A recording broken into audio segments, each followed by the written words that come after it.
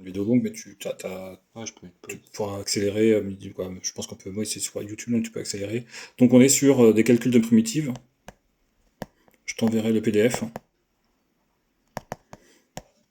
Alors, l'objectif, c'est de faire le plus simple possible. On est sur exercice 1. On a une fonction f de x égale 2x. Elle est définie et continue sur R.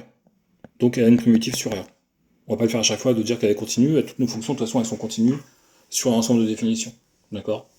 Il y a très peu de fonctions pour nous qui ne sont pas définies sur un ensemble de définitions. Donc elles sont toutes continues, donc elles trouvent toujours une primitive. Le but, c'est de mettre en place des techniques assez simples pour trouver rapidement les primitives. Dès que j'ai un polynôme, c'est le cas ici, je regarde que mes puissances de x. Et je sais que ma primitive, je vais gagner un degré. Donc ici, j'ai x puissance 1, j'ai x puissance 2. Mhm. Et une fois que j'ai fait ça, entre guillemets, je m'arrête, je réfléchis en me disant, mais ok, et si je dérive x au carré, qu'est-ce que j'obtiens? J'obtiens 2x. C'est bon, j'ai exactement ce qu'il faut, je m'arrête là. Ça, c'est la première partie. Après, ici, la question, c'est pas de trouver. Donc, on lit bien la question, hein. Je la lis à haute voix, déterminer l'ensemble des primitives. Donc, c'est-à-dire trouver toutes les primitives. Donc là, j'ai trouvé une primitive. Quand j'écris ça, j'ai une primitive. Si je rajoute plus 5, j'ai toujours qu'une seule primitive. Si je mets un 1 ici, plus 51, j'ai toujours une primitive. Mais on veut pas une primitive, on veut toutes les primitives. Donc plutôt que de rajouter 5 ou 51, ou moins 51, ou même 0, hein, on va tout simplement rajouter plus C. Avec C, deux petits points, constante réelle. Et selon les exercices, on demandera de trouver la valeur de C. Pour l'instant, j'ai répondu à la question, trouver toutes les primitives de petit f qui vaut 2x. Si on me demande qu'une seule primitive, j'enlève ça. Là, j'ai trouvé une primitive et je m'arrête là. Là, on demande toutes les primitives, donc je garde ça. Et je mettrai bien C constante réelle. On est parti pour le deuxième. F de x est égal à 3x au carré plus 4.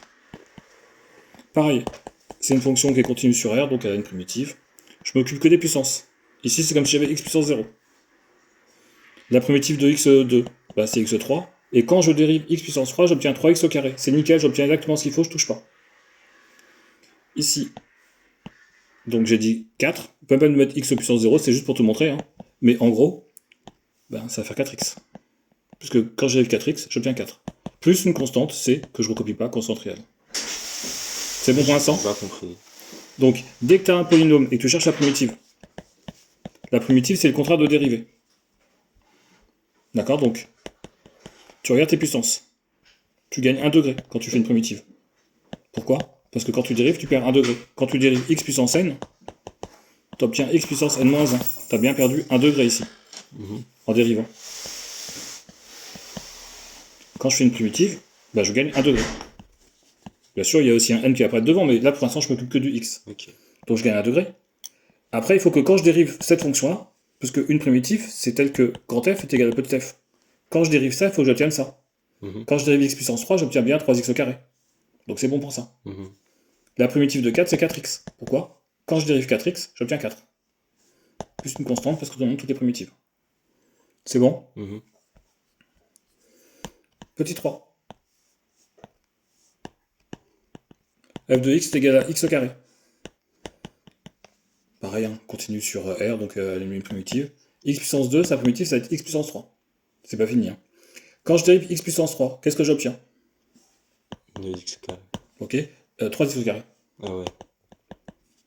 Est-ce que j'ai un 3 qui se balade ici? Non. Est-ce que j'ai le droit de rajouter un 3 comme ça? Non. Pourquoi? Parce que c'est mon énoncé. Donc j'ai rajouté un tiers devant, ici. Comme ça, quand je vais dériver ça, je le fais, hein. Donc 1 sur 3 x puissance 3, bah mon 1 tiers je le garde, fois 3x au carré. Les 3x s'éliminent, et ça fait bien x au carré. Ok. C'est-à-dire que je vais ajuster avec ce que j'ai en division, en multiplication pour retirer. Je rajoute pas, je rajoute bien sûr, je ne peux pas rajouter ma constante. Petit 4, f de x est égal à 6x3 plus 3x au carré moins x plus 8. Je m'occupe que de mes puissances. X puissance 4. Quand je dérive, j'ai un 4 qui va devant. Est-ce que j'ai un 4? Non. Je le mets en division. Je mets mon 6. Ici, c'était x au carré. Donc je m'occupe que de x au carré, ça fait x puissance 3. Quand je dérive, j'obtiens bien 3x au carré. C'est nickel, je touche à rien. Ici, c'est x puissance 1, ça fait x au carré. Quand je dérive, j'obtiens 2x, j'ai pas de 2 devant, donc je mets 1,5 en division. Quoi. Je divise par 2. Par contre, il me faut un moins. plus 8x. Quand j'ai 8x, j'obtiens 8. Plus ma constante, c'est constante réelle.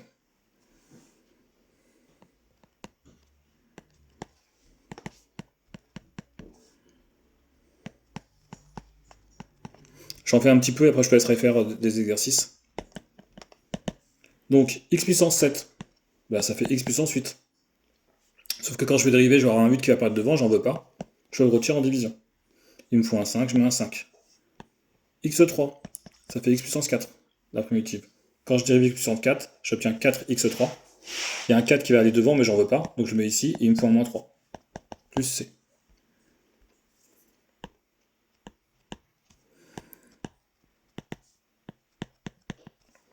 Ici, ta fonction, elle est continue.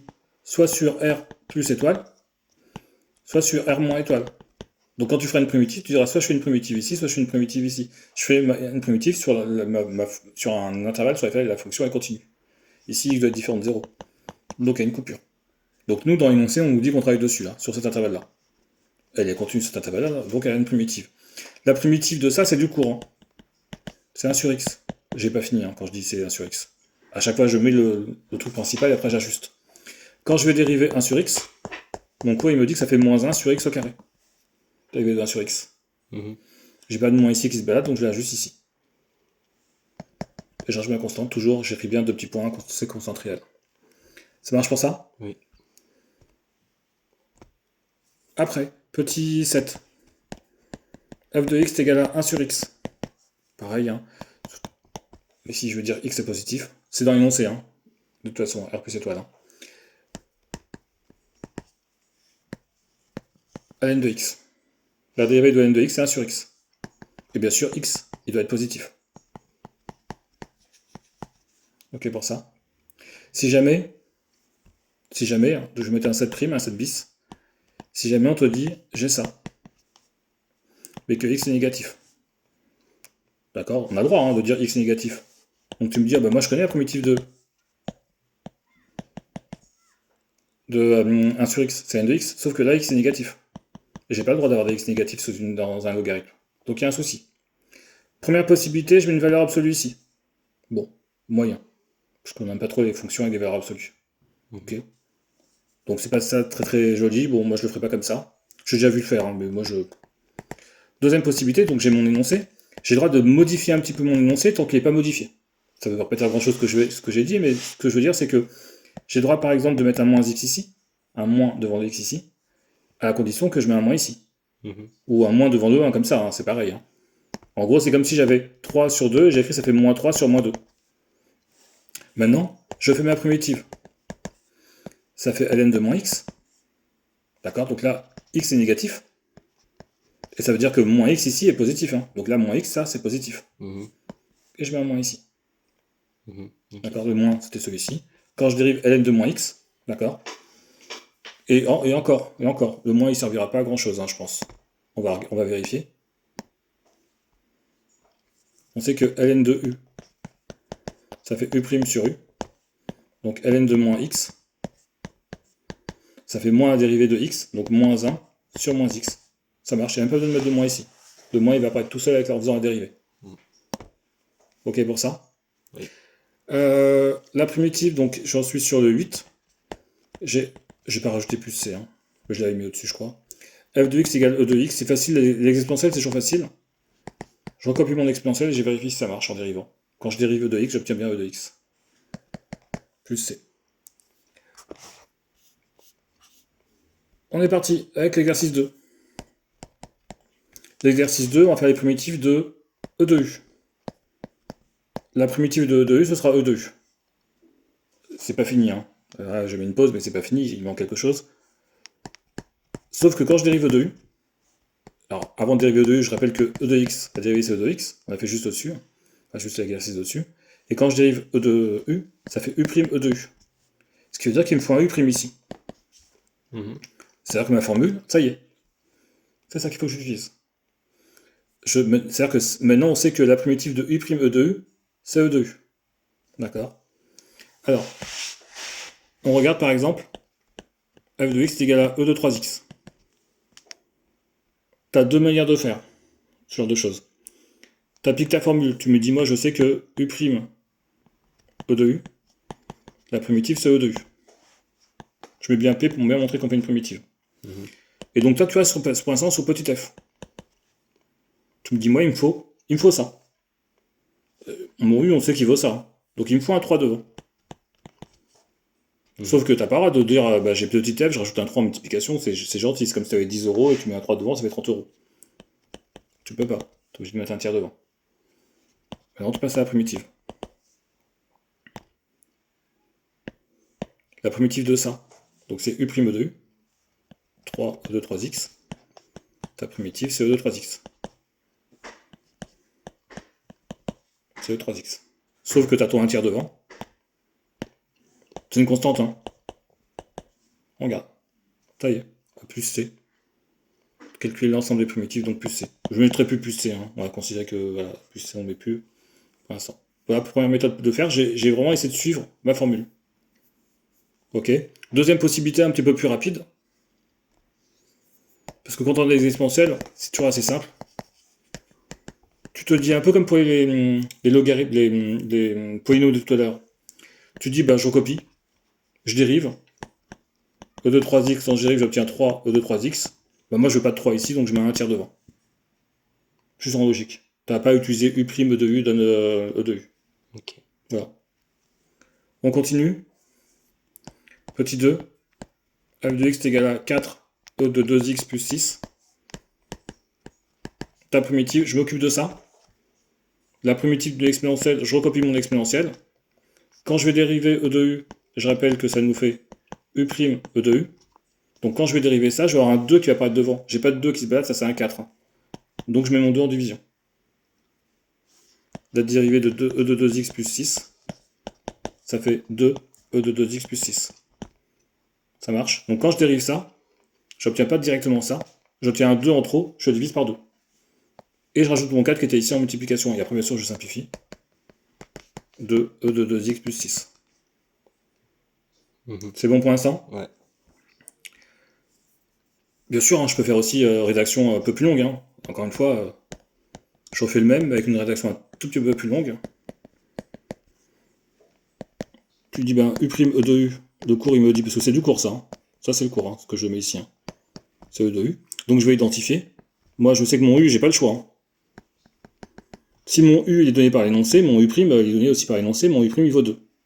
Et la primitive de ça, donc là, ce que j'ai écrit ici, je vais le remettre. Je vais mettre en rouge, c'est 2x plus 6. La primitive de ça, c'est E de 2x plus 6. Ça veut dire que moi, il me faut ça. Bah, je le crée. Soit je le crée parce qu'il est déjà apparent, donc je peux écrire 2 fois 2 E de 2x plus 6. D'accord? Parce qu'il y avait 4, j'ai cassé mon 4 en 2. Oui. La primitive de ça, je la connais.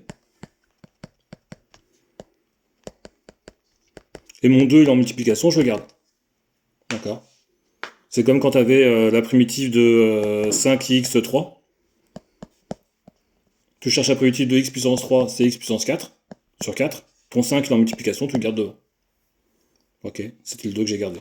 T'as deux manières de faire, tu peux faire comme ça. Ça peut être intéressant parce que dès que ça va se compliquer, d'identifier bien qui est ton U, etc., ça peut être pas mal. Pas pour celui-ci, parce que pour les exponentielles, c'est toujours assez simple. Petit 3. On a f de x qui est égal à 2x E de 3x au carré plus 8. Donc, première méthode, bah, je fais bourrin. Hein. Je recopie ça. Sauf que quand je vais dériver, je vais avoir un 6x en trop qui va apparaître devant. D'accord? Prends 6x. Bah parce que dérivé de 3x au carré, ça fait 6x. Je vais mettre le recopier. Non, c'est bon. Celui-ci, hein. Ah, ok. D'accord. Ouais. Donc quand je vais dériver ça, ça fait U' E de U. Je vais avoir un 6x. Le x, c'est bon, je l'ai. Alors je pourrais jamais ajuster. Ce que je fais quand je rajoute un 5 en division, en multiplication, c'est ajuster. Je pourrais jamais ajuster avec des x. Je peux ajouter qu'avec des nombres. Sinon, quand je fais marche arrière, ça marche pas. Ça fera du U fois V ou du U sur V. Donc le x, il va apparaître. Par contre, j'ai pas de 6 ici. Donc je divise par 6. D'accord. Comme ça, en dérivant ça, juste ça, là, imagine j'ai un 1 ici. Le 6 il passe devant, ça fait 6. Le 6x il passe devant, ça fait 6x sur 6, ça fait 6. Voilà, 6 sur 6, ça s'élimine, ça fait x. Par contre, il me faut encore un 2. Le 2 qui était ici. D'accord. Je trouve que c'est là, on a un peu limite sur ça. Donc ce qu'on va faire, c'est qu'on va faire une rédaction un peu plus poussée. Donc, nous, on connaît notre formule. Encore une fois, c'est une formule à apprendre par cœur, ça. La primitive de U' de U, c'est ça. J'ai pas le choix. C'est mon énoncé qui me donne mon U. Donc mon U', il est aussi donné par mon énoncé, hein, et donc c'est 6x ici. Et ça fait E de 3x au carré plus 8. On est d'accord pour ça? Moi, je veux ça. Bah, soyons fous. On le fait apparaître. 6x, d'accord? J'avais déjà mon x, hein. J'ai juste rajouté un 6. Hein. E2, 3x au carré plus 8. Donc j'ai rajouté un 6 en trop, je le retire. D'accord? Ça, c'est moi qui l'ai rajouté, le 6, pour faire apparaître ça. Et il me faut un 2, qui était ici. Quand je marche arrière, regarde, j'enlève ça me fait bien 2x exponentielle. D'accord? Je fais apparaître ce que j'ai besoin et je multiplie ou divise parce que j'ai rajouté en trop, parce que j'ai pas mis en AC, pour avoir ce qu'il faut. Et ça, je connais sa primitive. D'accord? Attention, le truc n'est pas barré ici. Hein. Attends, je fais marche arrière, parce que j'ai pas appuyé assez tout à l'heure. Hop. Voilà. Donc ça, je connais sa primitive. Elle est ici. Donc, c'est un 8. E de 3x au carré plus 8. Et ici, 2 sur 6, ça fait un tiers. En multiplication, bien sûr. Ça marche pour l'instant. Je saute la suite. Je continue. Alors. Il aurait pu nous mettre les formules qu'on utilisait au fur et à mesure dans les énoncés. Alors, avec des quotients, je pense qu'il veut dire, pour l'instant, on est sur la forme U' sur U. La primitive de U' sur U, c'est ln de U. À condition que U soit positif.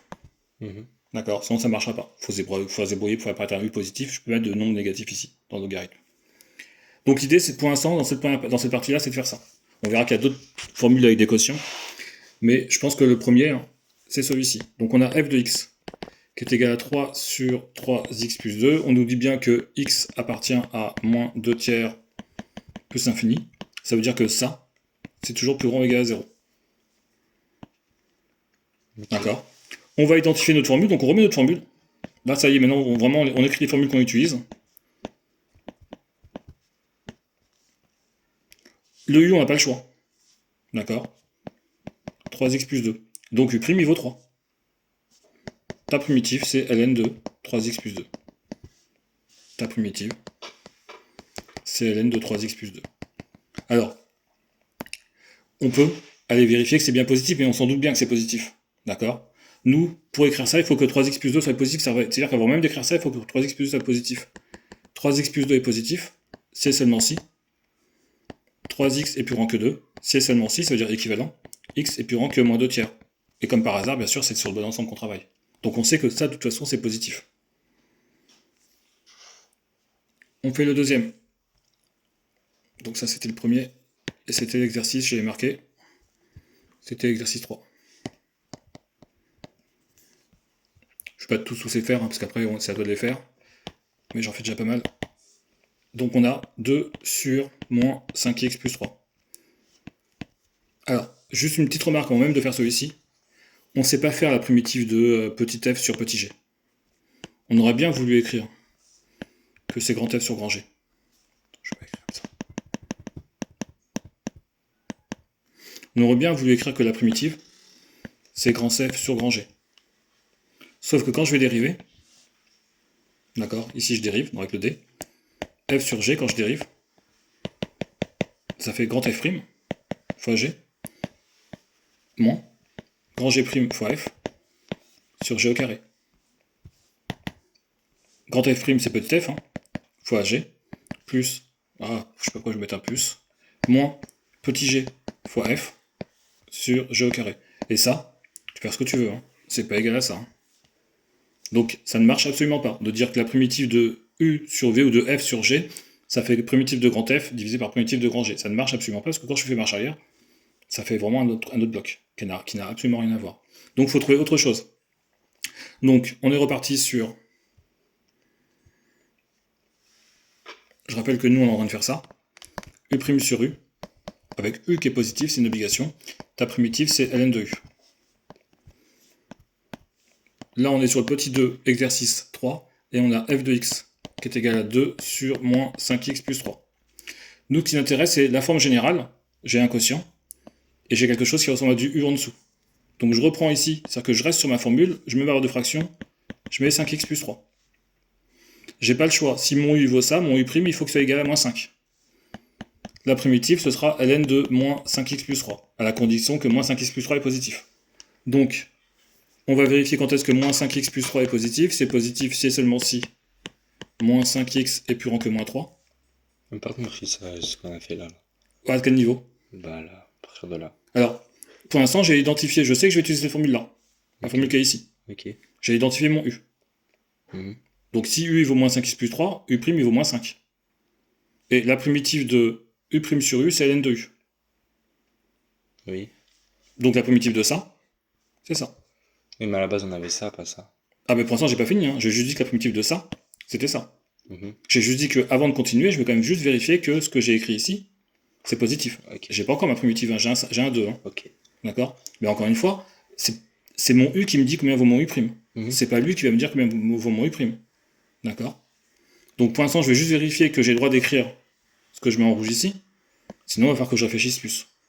Changer le signe, mettre un moins ici, changer les signes qui sont ici, etc. Donc, ici, x, je vais tout diviser par moins 5, je change le sens d'une égalité. Je sais pas si tu t'en souviens de ça. Quand on divise par une égalité par un nombre négatif, et donc x doit être plus petit que 3 sur 5. On regarde notre ensemble de définitions, j'ai perdu ma ligne, Deuxième. mais c'est bon. Donc, or, d de f, c'est moins l'infini, donc 3 cinquièmes. Donc c'est bon, exclu. Donc c'est bon, on a le droit d'écrire ça. Donc, maintenant t'as raison, ici j'ai un 2, je parle d'ici là, et ici j'ai un moins 5. Je reprends mon petit f. Je vais écrire ce que j'ai ici. Pourquoi? Parce que je connais sa primitive. Sauf que petit f, noir, n'est pas égal à petit f, rouge. Pourquoi? Parce qu'il me manque un 2. Et parce que j'ai un moins 5 en trop en haut. Ben non, ils sont identiques. Petit f rouge égale petit f noir. C'est bon pour ça? La primitive, bah ça c'est une constante en multiplication, je la garde. Je mets juste le mot au-dessus, c'est plus joli. Et la primitive de ça, je la connais. C'est n de moins 5x plus 3.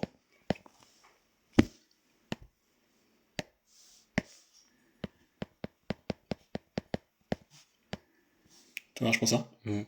T'as vu que j'ai identifié la formule générale que j'utilise, j'identifie mon U, mon U', je fais ma primitive, je vérifie si tout est correct, c'est tout qui était ici, que j'aurais dû faire ici, hein, j'aurais pas dû le faire de ce côté-là. Et après, je reviens sur petit f pour voir comment je fais pour le bidouiller. Ok. C'est de l'ajustement, si tu veux, j'ajuste. Mais à tout moment, petit f, ici, il y a un égal, c'est égal. Hein. C'est-à-dire que ça, il faut que ce soit égal à ça. Des racines.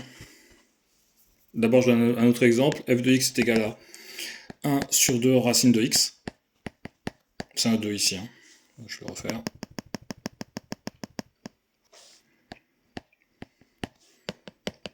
Alors, bien sûr, x doit être positif, hein, quand égal à 0, pas égal à 0. Juste positif, parce que je divise par 0. Et donc, racine de la primitive, c'est racine de x. Pourquoi? Parce que quand je dérive racine de x, ça fait 1 sur 2 racine de x. Si jamais tu as f de x est égal à 5 sur racine de x. Mais comment on est passé de ça à ça? Non, c'est un autre exemple. Ah, ça y est, j'ai fini ça, j'ai fini. Hein. J'ai ma primitive. Ici, il y a des racines, c'est pour ça. Ok, ouais. Mais avant de commencer par ça, je te fais des petites racines. D'accord. Ici, maintenant, autre exemple. Hein. J'ai ça. On sait que c'est une racine qu'on va avoir, donc on met notre racine. D'accord. Sauf que quand on dérive, on sait qu'on va avoir ça. Donc, moi, j'ai pas de 2 ici qui se balade là. Donc, si je dérive et que j'obtiens un 2 dans ma petite fonction en dessous, je mets un 2 ici. Et il me faut aussi un 5. Je vais te le montrer. Hein. Donc, 10 racine de x, quand je dérive, ça fait 10 fois 1 sur 2 racine de x. Le 10 et le 2, ils se simplifient, vont donner 5. Le 5 qui est ici. Ok. D'accord, j'ai pas écrit 5, mais hop, je le mets dessus. Donc l'idée c'est ça, c'est de voir un petit peu ce qu'on peut faire pour obtenir ce qu'il faut. Là c'est facile parce que c'est des racines de x. Ici maintenant on revient sur l'exercice, donc on est toujours sur l'exercice 3. Et on est sur le petit 4. Donc on a f de x qui est égal à 5 sur 3 racine de 5x plus 10. Là, je vais utiliser mon cours. U' sur 2 racine de u, ça donne racine de u, en primitive. Pourquoi? Parce que racine de u, quand je dérive, ça fait U' sur 2 racine de u. Ok pour ça? Je n'aurais pas dû écrire ici ça, parce que je vais écrire juste en dessous.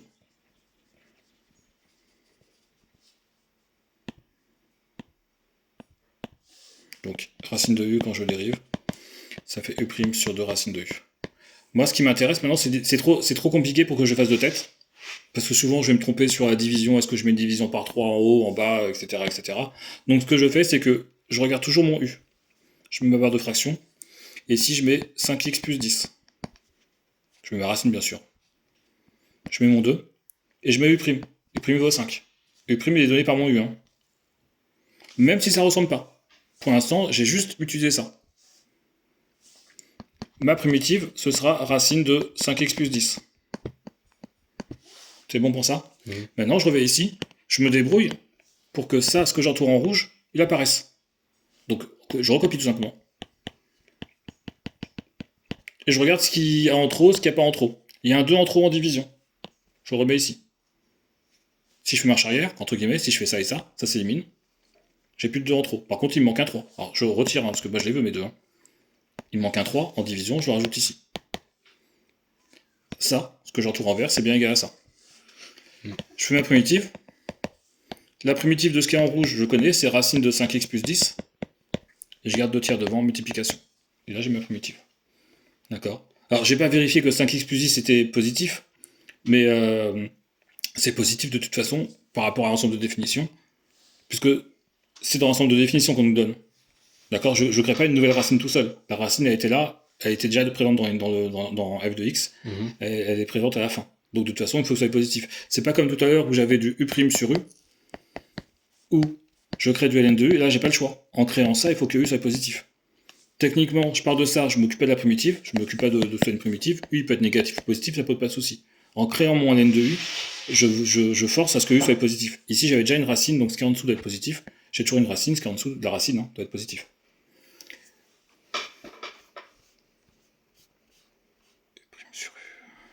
On va passer un petit peu.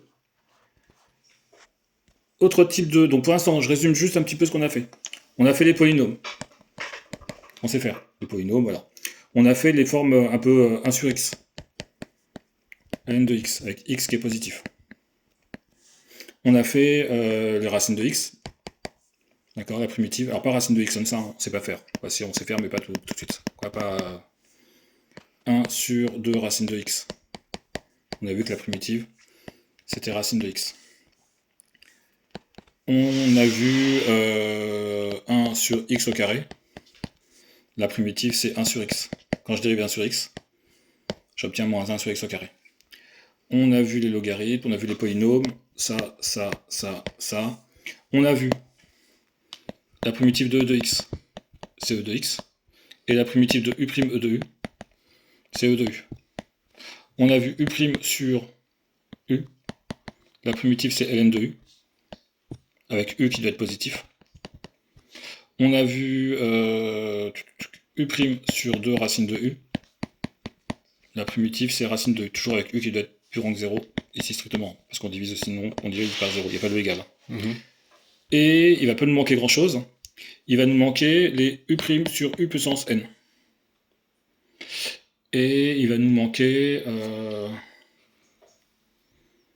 On va pas commencer par celui-là. Ouais, il manque celui-ci, et on va commencer par u' u puissance n, un truc comme ça. D'accord.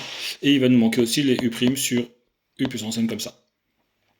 Alors, pour celui-ci, pour l'instant, je vais juste dire u puissance n.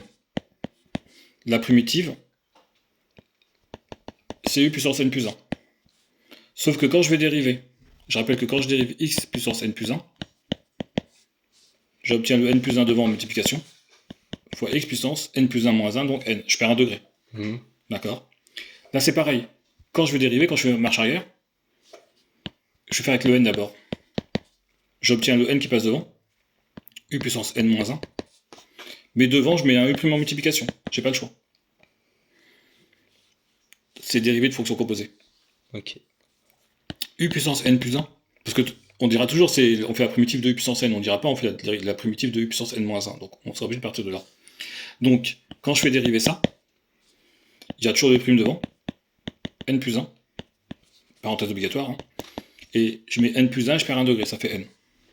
Donc quand je dérive ça, j'obtiens bien le U puissance n, mais il me faut un U' devant, sinon ça ne marchera pas.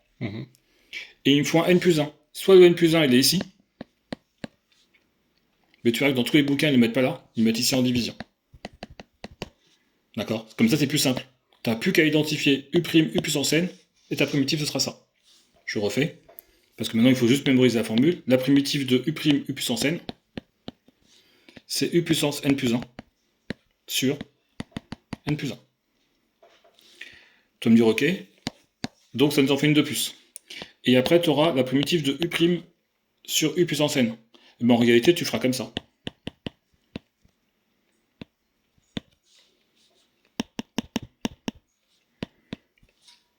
D'accord?